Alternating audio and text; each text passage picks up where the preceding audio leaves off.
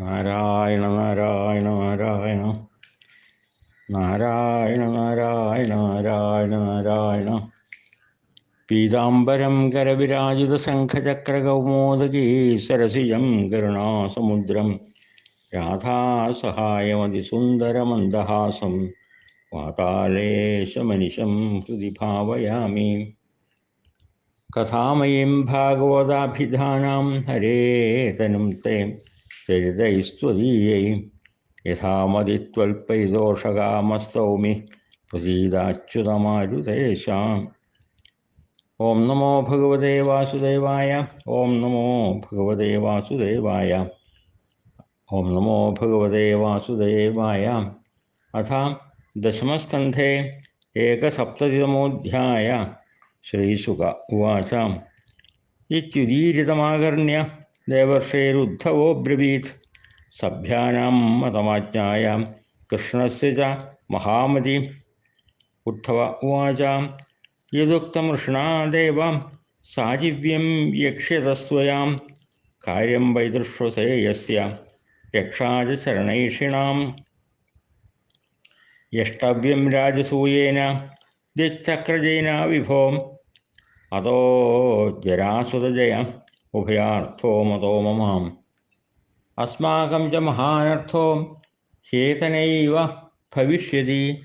യശശ്ചതൗ ഗോവിന്ദ രാജ്ഞോ ബദ്ധാൻ വിമുഞ്ചതാം.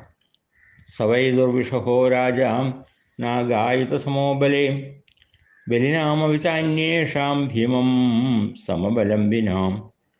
ദ്വൈരഥേ സ്വജേതവ്യോ മാ ശതാക്ഷൗഹിണീയുതാം. ബ്രഹ്മണ്യോഭ്യർത്ഥിതോ വിപ്രൈർന പ്രത്യാഖ്യാതികർഹിച്ചിൽ. ബ്രഹ്മവേഷധരോ ഗത്വാം തം ഭിക്ഷേത മൃഗോദരാം. ഹനിഷ്യതി ന സന്ദേഹോ ദ്വൈരഥേ തവ സന്നിധൗ. നിമിത്തം പരമീശസ്യ വിശ്വസർഗനിരോധയോഃ. ഹിരണ്യഗർഭഃസർവസ്യാം കാലസ്യാരൂപിണസ്തവാം. ഗായന്തി വിശദകർമ്മഗൃഹേഷു ദേവ്യോ രാജ്ഞാം സശത്രുവധമാത്മവിമോക്ഷണം ച. ഗോപ്യസ്യ കുഞ്ചരപതേർജനകാത്മജായാഃ പിത്രോസ്യ ലബ്ധശരണാ മുനയോ വയം ചാം. ജരാസന്ധവധ കൃഷ്ണ ഭൂര്യർത്ഥായോപകൽപ്പതേ. പ്രായഃ പാകവിപാകേന തവ ചാഭിമതഃ. ശ്രീശുക ഉവാച. ഇത്യുദ്ധവചോ രാജൻ സർവതോ ഭദ്രമച്യുതം. ദേവർഷര്യത് വൃദ്ധാശ്ച കൃഷ്ണസ്യ പ്രത്യപൂജയൻ.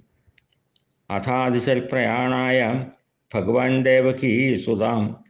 ഭൃത്യാൻ ദാരുകചൈത്രാദീനനുജ്ഞാപ്യ ഗുരൂൻ വിഭു. നിർഗമയ്യാവരോധാൻ സ്വാൻ സസുതാൻ സപരിച്ഛദാൻ. സംഘർഷണമനുജ്ഞാപ്യ യദുരാജം ച ശത്രുഹൻ. സൂതോപനീതം സരഥമാരുഹൽഗരുഡധ്വജം. തതോ രഥദ്വീപഭടസാദിനായകൈഃ കരാളയാ പരിവൃത ആത്മസേനയാം. മൃദംഗഭേര്യാനകശംഖഗോമുഖൈഃ പ്രഘോഷഘോഷിതകകുഭോ നിരാക്രമൽ. നിർവാചികാഞ്ചനശിപികാഭിരച്യുതം സഹാത്മജാം പതിമനുസൂവൃതായയോ. പരാംബരാഭരണവിലേപനസ്രജ സുസംവൃതാ നൃഭിഃ അസിചർമ്മപാണിഭിഃ. നരോഷ്ട്രഗോ മഹിഷഖരാശ്വതര്യനഃ കരേണുഭിഃ പരിജനവാരയോഷിതാം. സ്വലംകൃതാഃ കടകുടികമ്പളാംബരാദ്യുപസ്കരായയുഃ അധിയുജ്യ സർവതാം. ബലം ബൃഹദ്ധ്വജപടച്ഛത്രചാമരൈർവരായുധാഭരണകിരീടപത്മഭിः. ദിവാംശുഭിസ്തു മുലരവം ബഭൂരവേർയഥാർണവ ക്ഷുഭിതതിമിംഗിരോർമിഭിः. അഥോ മുനിർയദുപതിനാ സഭാജിതാം പ്രണമ്യതം ഹൃദി വിദധദ്വിഹായസാം. നിശമ്യ തദ്വ്യവസിതമാഹൃതാർഹണോ മുകുന്ദസന്ദർശന നിർവൃതേന്ദ്രിയ. രാജദൂതമുവാചേദം ഭഗവാൻ പ്രീണയൻ ഗിരാം. മാ ഭൈഷ്ടദൂതഭദ്രം വോ ഘാതയിഷ്യാമി മാഗധം. ഇത്യുക്ത പ്രസ്ഥിതോ ദൂതോ യഥാവദവദൻ നൃപാൻ തേവി സന്ദർശനം ശൗരേ പ്രത്യേക്ഷൻ യന്മുമുക്ഷവ. ആനർത്തസവീരമരും സ്ഥീർത്വാം വിനശനം ഹരി ഗിരീന്നതീരതീയായാം പുരഗ്രാമവൃതാകരാൻ. തതോ ദൃഷദ്വതീം തീർത്വാം മുകുന്ദോഥ സരസ്വതീം പഞ്ചാലാനഥ മത്സ്यांശ ശക്രപ്രസ്ഥമഥാഗമൽ. ത്വമുപാഗതമാകർണ്യാം പ്രീതോ ദുർദർശനം നൃണാം അജാശത്രുനിരകാൽ സോപാധ്യായ സുഹൃദ്വൃതാം. ഈതമാദിത്രഘോഷേണ ബ്രഹ്മഘോഷേണ ഭൂയസാം അഭയാത് സൃഷീകേശം പ്രാണമിവാദൃതാം. ദൃഷ്ട്വാ വിക്ലിന്നഹൃദയ കൃഷ്ണം സ്നേഹേന പാണ്ഡവാം ചിരാദൃഷ്ടം പ്രിയതമം സസ്വജേഥ പുനഃ പുനഃ. ദോർഭ്യാം പരിഷ്വജ്രമാമലാലയം മുകുന്ദഗാത്രം നൃപതിർഹതാശുഭാം. ലേഭേ പരം നിർവൃതിമശ്രുലോചനോ ദുഷ്യത്തനുർവിസ്മൃതലോകവിഭ്രമാം. തം മാതുലേയം പരിരഭ്യ നിർവൃതോ ഭീമസ്മയൻ പ്രേമജവാകുലേന്ദ്രിയാം. യമോ കിരീടീ ച സുഹൃത്തമം മുദ പ്രവൃദ്ധബാഷ്പാ പരിരേഭിരേച്യുതം. അർജുനേന പരിഷ്വക്തോ യമാഭ്യാമഭിവാദിതാം ബ്രാഹ്മണേഭ്യോ നമസ്കൃത്യ വൃദ്ധേഭ്യശ്ചേതാർഹതാം. മാനിതോ മാനയാമാസ കുരു സഞ്ജയ കൈകയാൻ സൂതമാഗധഗന്ധർവാം വന്ദിനശ്ചോപമന്ത്രിണാം. മൃദംഗശംഖപടഃ വീണാപണവഗോമുഖൈഃ ബ്രാഹ്മണാശ്ചാരവിന്ദാക്ഷം തുഷ്ടുഭിർനൃതുർജഗുഃ. ഏവം സുഹൃദ്ഭിഃ പര്യസ്താം പുണ്യശ്ലോകശിഖാമണിം സംസ്തൂയമാനോ ഭഗവാൻ വിവേശാലങ്കൃതം പുരം. സംസിക്തവർത്തമാം കരിണാം മധുഗന്ധതോയൈः ചിത്രധ്വജൈः കനകതോരണപൂർണകുംഭൈः മൃഷ്ടാത്മഭിർനവദുകൂലവിഭൂഷണസ്രഗ് ഗന്ധൈർനൃഭിർ യുവതിഭിശ്ച വിരാജമാനം. ഉദ്ദീപ്തദീപബലിഭിः പ്രതിസത്മജാലനിര്യാതധൂപരുചിരം വിലസൽപതാകം മൂർധന്യഹേമകലശൈ രജതോരുശൃംഗൈർജുഷ്ടം ദദർശ ഭവനൈ കുരുരാജധാമാം. പ്രാപ്തം നിശമ്യ നരലോചനപാനപാത്രമൗത്സുക്യ വിശ്രഥിത കേശദുകൂലബന്ധാഃ. സദ്യോ വിസൃജ്യ ഗൃഹകർമ്മപദീംശ്ച തൽപേ ദ്രഷ്ടും യയുർയുവതയഃ സ്മ നരേന്ദ്രമാർഗേ. തസ്മിൻ സുസങ്കുല ഇഭാശ്വരസദ്വിവൽഭിഃ കൃഷ്ണം സഭാര്യമുപലഭ്യ ഗൃഹാധിരൂഢാഃ. നാര്യോ വികീര്യ കുസുമൈർ മനസോപഗുഹ്യ സുസ്വാഗതം വിദധുരുത്സ്മയവീക്ഷിതേന. ഊജസ്ത്രിയഃ പഥി നിരീക്ഷ്യ മുകുന്ദപത്നീസ്താരാം യഥോടുപസഹാം കിമകാര്യമൂഭീം. യച്ചക്ഷുഷാം പുരുഷമൗലിരുദാരഃ സലീലാവലോകകലയോത്സവമാതനോതി. തത്ര തത്രോപസംഗമ്യ പൗരാമംഗളപാണയാം ചക്രുഃ സബല്യാം കൃഷ്ണായ ശ്രേണീമുഖ്യാഹതൈനസാം. അന്തഃപുരജനൈഃ പ്രീത്യ മുകുന്ദഃ സസംഭ്രമൈർ അഭ്യുപേത പ്രാവിശദ്രാജമന്ദിരം. വൃഥാ വിലോക്യഭ്രാത്രേയം കൃഷ്ണം ത്രിഭുവനേശ്വരം. പ്രീതാത്മോദ്ധായ പര്യങ്കാൽ സസ്നുഷാ പരിഷസ്വജേ. ഗോവിന്ദം ഗൃഹമാനീയ ദേവദേവേശമാതൃതാം പൂജായാം നാഭിതൽകൃത്യം പ്രമോദോപഹതോ നൃപാം. പിതൃഷസുർഗുരുസ്ത്രീണാം കൃഷ്ണശ്ചക്രേऽഭിവാദനം സ്വയം ച കൃഷ്ണയാ രാജൻ ഭഗിന്യാ ചാഭിവന്ദിതാം. ശ്വശ്രുവാം സംയോജിതാ കൃഷ്ണ കൃഷ്ണപത്നീശ്ച സർവശാം ആനർച്ച രുക്മിണീം സത്യാം ഭദ്രാം ജാംബവതീം തഥാ കാളീന്ദീം മിത്രവിന്ദാം ച ശൈബ്യാം നാക്തജിതീം സതീം അന്യാശ്ചാഭ്യാഗതായാസ്തു വാസസ്രങ് മണ്ഡനാദിഭിः സുഖം നിവാസയാമാസ ധർമ്മരാജോ ജനാർദ്ദനം സസൈന്യം സാനുഗാമാത്യം സവാല്യം ച നവം നവം തർപ്പയിത്വാ ഖണ്ഡവേന വഹ്നിം ഫാൽഗുനസംയുതാം മോചയിത്വാമയം യേന രാജ്ഞേ ദിവ്യാ സഭാകൃതാം ഉവാസ കഥചിന്മാസാൻ രാജ്ഞപ്രിയചികീർഷയാം വിഹരൻ രഥമാരുഹ്യ ഫാൽഗുനേന ഭടൈർവൃതാം. ഇത് ശ്രീമദ്ഭാഗവതേ മഹാപുരാണേ പാരമഹംസ്യാം സംഹിതായാം ദശമസ്കന്ധേ ഉത്തരാർത്ഥേ കൃഷ്ണസ്യേന്ദ്രപ്രസ്ഥഗമനം നാമ ഏകസപ്തതിതമോऽധ്യായः. സർവത്ര ഗോവിന്ദനാം സങ്കീർത്തനം. ഗോവിന്ദ ഗോവിന്ദ. ഓം നമോ ഭഗവതേ വാസുദേവായ. ഓം നമോ ഭഗവതേ വാസുദേവായ. ഓം നമോ ഭഗവതേ വാസുദേവായ. ഗുരുർബ്രഹ്മാ ഗുരുർവിഷ്ണു ഗുരുർദേവോ മഹേശ്വര. ഗുരു സാക്ഷാത് പരബ്രഹ്മ തസ്മൈ ശ്രീ ഗുരവേ നമഃ. പീതാംബരം കരവിരാജിത ശംഖചക്രകൗമോദഗീ സരസിജം കരുണാസമുദ്രം രാധാസഹായമതിസുന്ദരമന്ദഹാസം വാതാലയേശമനിശം ഹൃദി ഭാവയാമി. ശ്രീകൃഷ്ണായ നമഃ. അമ്മേ ശരണം. ദശമസ്കന്ധം 71 അധ്യായം. ഈ അധ്യായത്തിൽ ഉദ്ധവരുടെ വാക്കനുസരിച്ച് ഭഗവാൻ പത്നിമാരെയുമൊക്കെ കൂട്ടി ഇന്ദ്രപ്രസ്ഥത്തിലേക്ക് രാജസൂയത്തിൻ്റെ ആവശ്യത്തിനായിട്ട് പോകുന്ന ഭാഗമാണ് വിവരിക്കുന്നത്. ശ്രീശുക ബ്രഹ്മർഷി പറയാണ്, രാജസൂയത്തിന് പോകണമെന്നുള്ള നാരദൻ്റെ വാക്യം കേട്ടിട്ട് ജരാസന്ധവധത്തിന് പോകണമെന്ന് സദസ്സിലുള്ളവർക്കും രണ്ടും സാധിക്കണമെന്ന് കൃഷ്ണനും ഉള്ള അഭിപ്രായമറിഞ്ഞ ബുദ്ധിമാനായിട്ടുള്ള ഉദ്ധവര് പറഞ്ഞു. ഇനി ഉദ്ധവരുടെ വാക്കാണ്. ഹേ ഭഗവാനെ, നാരദ മഹർഷി പറഞ്ഞത് നിന്തിരുവടിയുടെ പിതൃ സഹോദരി പുത്രനായിട്ടുള്ള യുധിഷ്ഠിരൻ രാജസൂയത്തിന് ആഗ്രഹിക്കണു, അതിന് അങ്ങ് സഹായിക്കണമെന്നാണ്. അത് ചെയ്യേണ്ടതാണ്. ജരാസന്ധൻ ബന്ധിച്ചിരിക്കുന്ന രാജാക്കന്മാരെ ഞങ്ങളെ രക്ഷിക്കണം എന്ന് ശരണം പ്രാപിച്ചിരിക്കുന്ന വൃത്താന്തമാണ് ദൂതൻ വന്ന് പറഞ്ഞത്.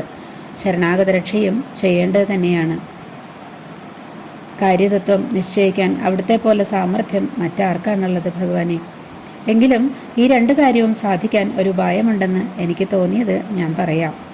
രാജസൂയം എന്ന യാഗം സകല ദിക്കുകളിലും ഉള്ള രാജാക്കന്മാരെ ജയിച്ച് കീഴടക്കിയ രാജാവിന് മാത്രമേ ചെയ്യാനുള്ള അധികാരമുള്ളൂ. ശരണാഗതന്മാരെ രക്ഷിക്കണമെങ്കിലും ജരാസന്ധനെ ജയിക്കണം. ഈ രണ്ട് കാര്യവും ഒരേ അവസരത്തിൽ സാധിക്കണമെന്നാണ് എൻ്റെ അഭിപ്രായം. ജരാസന്ധനെ വധിക്കുന്നത് കൊണ്ട് ലോകവാസികൾക്കുള്ള മഹാഭയത്തെ തീർക്കാൻ സാധിക്കും. ജരാസന്ധൻ ബന്ധിച്ചിരിക്കുന്ന രാജാക്കന്മാരെ ബന്ധനത്തിൽ നിന്ന് വിടുവിക്കുന്നതുകൊണ്ട് അങ്ങയുടെ നിത്യമായിട്ടുള്ള ആ സൽകീർത്തി ലോകത്തിൽ നിലനിൽക്കുകയും ചെയ്യും. ജരാസന്ധന് 10,000 ആനകളുടെ ശക്തിയുണ്ട്. അത്ര ശക്തിയുള്ള രാജാക്കന്മാര് വേറെ ഇല്ല. എന്നാൽ അവനോട് തുല്യമായിട്ടുള്ള ബലം ഭീമസേനനുണ്ട്. അതുകൊണ്ട് ഭീമസേനൻ തന്നെ ജരാസന്ധനെ വധിക്കണം. അന്യർക്ക് ജരാസന്ധനെ വധിക്കാൻ സാധ്യമല്ല. അവനെ ദ്വന്ദ്വയുദ്ധത്തിൽ തന്നെ ജയിക്കുകയും വേണം. കാരണം അവന് 100 അക്ഷൗഹിണി സൈന്യമുണ്ട്. അതോടുകൂടെ യുദ്ധത്തിന് വരുന്ന അവനെയും സൈന്യത്തെയും നശിപ്പിക്കുന്നത് സമുചിതമല്ലല്ലോ. അതിലനേകം രാജാക്കന്മാരുണ്ടാവും. അവരെയൊക്കെ സംഹരിക്കുമ്പോൾ രാജസൂയത്തിന്റെ ശോഭ തന്നെ കുറഞ്ഞു പോകും.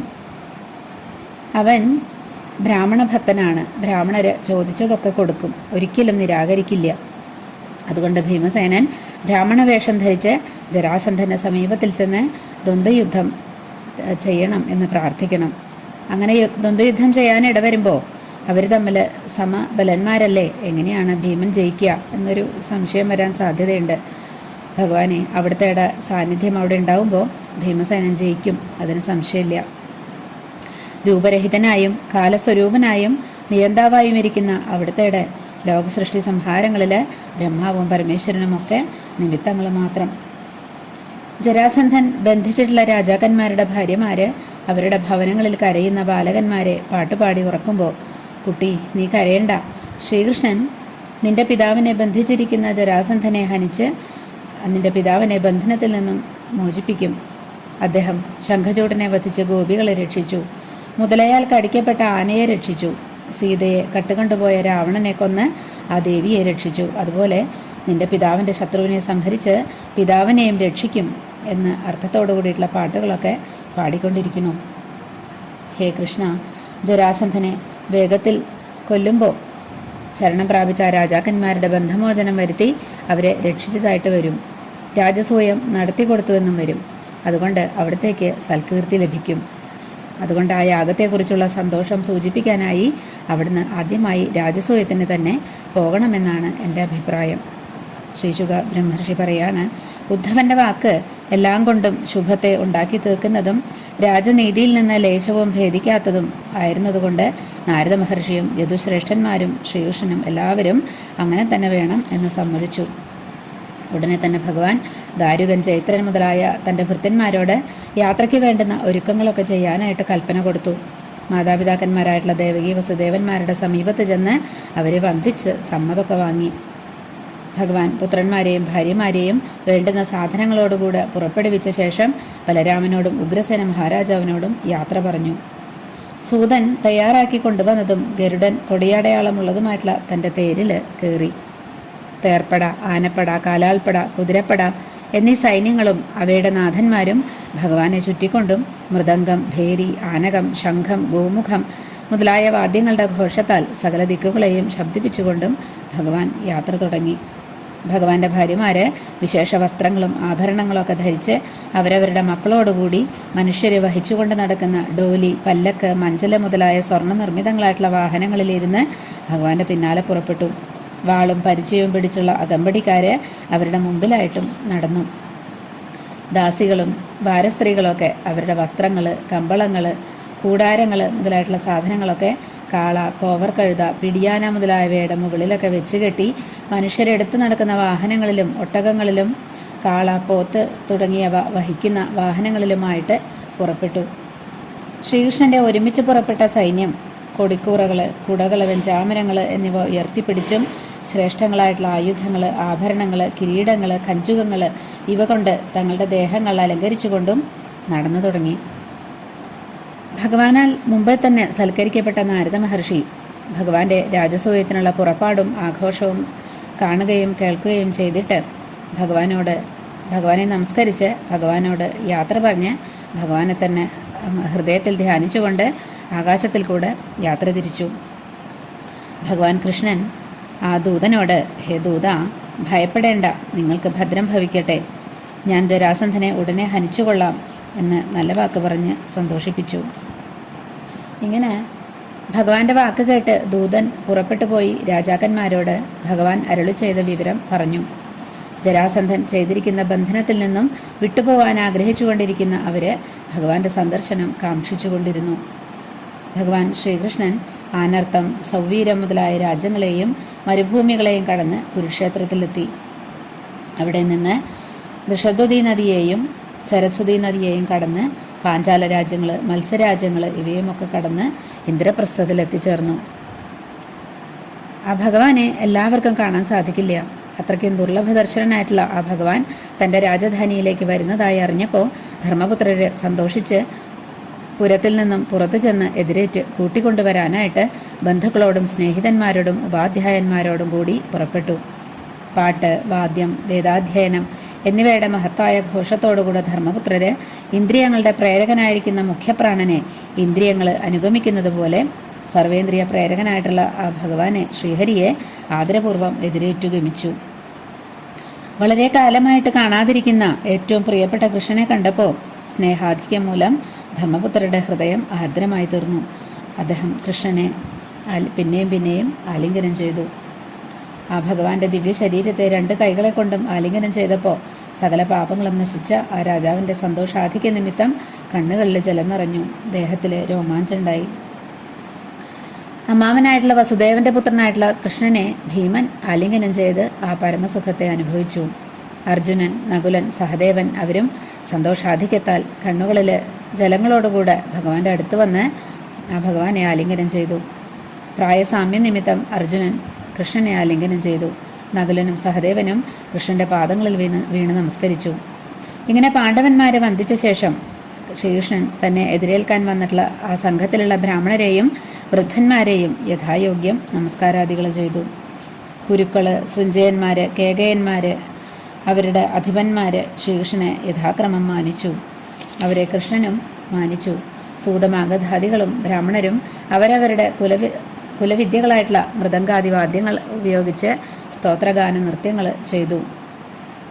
ഇങ്ങനെ സുഹൃത്തുക്കളോടുകൂടി സൂതാദികളാൽ സ്തുതിക്കപ്പെട്ടവനായിട്ട് ഭഗവാൻ ഇന്ദ്രപ്രസ്ഥത്തിലേക്ക് പ്രവേശിച്ചു. ഭഗവാന്റെ എഴുന്നള്ളത്തുണ്ടെന്ന് കേട്ടപ്പോൾ പട്ടണമെല്ലാം രാജകൽപ്പന പ്രകാരം അലങ്കരിച്ചു. പട്ടണവീഥികളൊക്കെ അടിച്ചുവാരി പൊടി പറക്കാതിരിക്കാനായിട്ട് വെള്ളം പകർന്ന് നനച്ചു. പലവിധത്തിലുള്ള കൊടികൾ കെട്ടിയിട്ടുണ്ട്. കനകതോരണങ്ങളും പൂർണ്ണകുംഭങ്ങളും ഗൃഹം തോറും കെട്ടിവെച്ച് അലങ്കരിച്ചിട്ടുണ്ട്. പട്ടണവാസികളായിട്ടുള്ള പുരുഷന്മാരും സ്ത്രീകളും പുതിയ വസ്ത്രാഭരണങ്ങളൊക്കെ ധരിച്ച് പൂമാലയൊക്കെ ചൂടി ചന്ദനമൊക്കെ പൂശി വീഥികൾ തോറും സഞ്ചരിക്കുന്നുണ്ട്. ഇങ്ങനെ അലങ്കരിക്കപ്പെട്ട ഇന്ദ്രപ്രസ്ഥത്തിലേക്ക് ഭഗവാൻ പ്രവേശിച്ചു. എല്ലാ ഭവനങ്ങളിലും വിളക്ക് കൊളുത്തി വെച്ചിട്ടുണ്ട്. വീടുകളുടെ ഉമ്മറത്ത് പുഷ്പങ്ങൾ കെട്ടിയിട്ടുണ്ട്. കോലിട്ടിട്ടുണ്ട്. അഗുരു മുതലായവയൊക്കെ പുകച്ചതുകൊണ്ട് നല്ല സുഗന്ധം അവിടെയൊക്കെ ഉണ്ട്. കൊടിക്കൂറകൾ കെട്ടിയിട്ടുണ്ട്. സ്വർണ്ണസ്തൂപികളും അതിൻ്റെ താഴെ വെള്ളി കൊണ്ടുണ്ടാക്കിയ കൊടുമുടികളും ഉണ്ട്. ഇങ്ങനെ അലങ്കരിക്കപ്പെട്ടിട്ടുള്ള ആ കുരു രാജാവിൻ്റെ വാസസ്ഥാനം ദൂരത്തിൽ നിന്ന് തന്നെ ഭഗവാൻ കണ്ടു. ഭഗവാൻ പട്ടണത്തിൽ പ്രവേശിച്ചിരിക്കുന്നു എന്നത് കേട്ട ആ നാരിമാരൊക്കെ, അവിടെയുള്ള നാരിമാരൊക്കെ അവർ ചെയ്യുന്ന എല്ലാ ഗൃഹകൃത്യങ്ങളെയും ഭർതൃ ശുശ്രൂഷകളെയും ഉപേക്ഷിച്ച് ഭഗവാനെ കാണാനുള്ള ആഗ്രഹം കൊണ്ട് ബന്ധപ്പെട്ട് നടന്നിട്ട് അവരുടെ മുടിയും വസ്ത്രങ്ങളൊക്കെ അഴിഞ്ഞ് ആ രാജവീഥിയിൽ വന്ന് ഭഗവാനെ കാണാൻ വന്നു നിന്നു. 4 വിധ സൈന്യങ്ങളുടെയും പട്ടണവാസികളുടെയും സംഘം തിങ്ങിയിരിക്കുന്ന ആ രാജമാർഗത്തിൽ കൂടെ പുരശോഭ സാനന്ദം വീക്ഷിച്ചുകൊണ്ട് മന്ദമായി സഞ്ചരിക്കുന്ന ഭഗവാനെയും ഭാര്യമാരെയും കാണാനായിട്ട് സൗധാഗ്രങ്ങളിൽ കയറി നിന്ന് നോക്കുന്ന ആ സ്ത്രീകൾ ഭഗവാനെ കണ്ടപ്പോൾ ഭഗവാന്റെ ശിരസിൽ പുഷ്പങ്ങളൊക്കെ വിതറി. അവര് ചന്ദ്രനോട് ഒരുമിച്ച് സഞ്ചരിക്കുന്ന നക്ഷത്രങ്ങളെ പോലെ ഭഗവാനോട് ഒരുമിച്ച് സഞ്ചരിക്കുന്ന പത്നിമാരെ കണ്ടിട്ട് സന്തോഷം കൊണ്ട് അവർ പരസ്പരം പറയാണ്, ഈ സ്ത്രീകൾ ജന്മാന്തരത്തിൽ എന്തൊരു സുഹൃതമാണ് ചെയ്തത്. കാരണം ഇവരോട് ഒരുമിച്ച് സഞ്ചരിക്കുന്ന ഇവരുടെ നാഥനായിട്ടുള്ള ആ പുരുഷോത്തമന്റെ മന്ദഹാസ സഹിതമായിട്ടുള്ള കടക്കണ്ണുകൊണ്ടുള്ള നോട്ടം തന്നെ അവരുടെ സർവ്വ മനോരഥങ്ങളെയും സാധിപ്പിക്കുന്ന മഹിമയോട് കൂടിയതാണ്. അതുകൊണ്ട് അവരുടെ കണ്ണുകൾക്ക് ആ കടാക്ഷ സന്ദർശനം തന്നെ പരമാനന്ദജനകമാണ്. ഇങ്ങനെയുള്ള പുരുഷോത്തമനെ നാഥനായി ലഭിക്കാൻ അവർ ചെയ്ത സുഹൃതം എന്തായിരിക്കും? ആ ഭഗവാൻ പട്ടണത്തിൽ പ്രവേശിച്ചപ്പോൾ സകല ആളുകളും അവരുടെ യോഗ്യതാ സമ്പ്രദായം അനുസരിച്ച് ഭഗവാനെ ഉപചരിക്കാനായിട്ട് തയ്യാറായിട്ട് നിന്നു. ഓരോ കൈവേല കൊണ്ട് ഉപജീവനം കഴിക്കുന്ന ഓരോ സംഘവും അവിടെ ചേർന്ന് അവരുടെ ഭക്തി പ്രദർശിപ്പിക്കാനായിട്ട് താമ്പൂലം, നാളികേരം, പഴം, പുഷ്പം, ചന്ദനം മുതലായിട്ടുള്ള പദാർത്ഥങ്ങളൊക്കെ താലങ്ങളിൽ എടുത്ത് ഭഗവാനെ കാത്തു നിൽക്കുകയാണ്.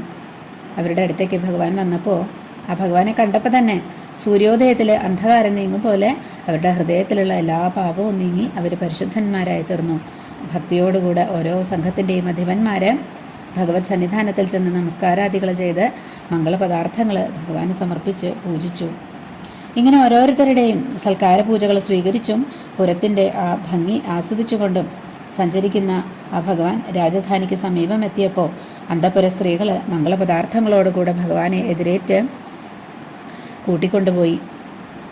ഭഗവാൻ തന്നെ കാണാനായി സമീപത്ത് വന്നു നിന്നപ്പോൾ കുന്തി ഇരിക്കുന്ന സ്ഥലത്ത് നിന്ന് കട്ടിലിൽ നിന്ന് ഉടനെ എഴുന്നേറ്റു. കുന്തിയോടൊരുമിച്ച് ദ്രൗപദിയും ഉണ്ടായിരുന്നു. കുന്തിദേവി തൻ്റെ ജ്യേഷ്ഠൻ്റെ പുത്രനായിട്ടുള്ള കൃഷ്ണനെ കണ്ടപ്പോൾ ഗാഠമായിട്ട് ആശ്ലേഷം ചെയ്തു.